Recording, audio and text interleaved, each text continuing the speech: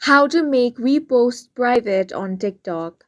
Hi guys, welcome to our channel. Let's begin. First of all, you want to open the TikTok app on your device. Make sure to sign into your account. Now head over to your profile and tap on the three lines at the top right corner of your screen. Then head over to settings and privacy. Here, tap on the privacy option. Now, if you scroll down and get to the interaction section, you will find a couple of options.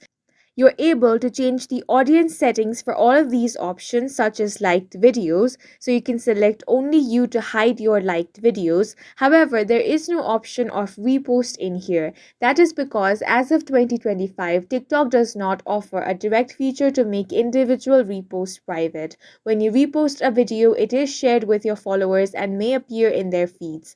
However, you can manage who sees your repost by adjusting your account's privacy settings. For that, what you want to do here is head over to your settings and tap on the privacy option.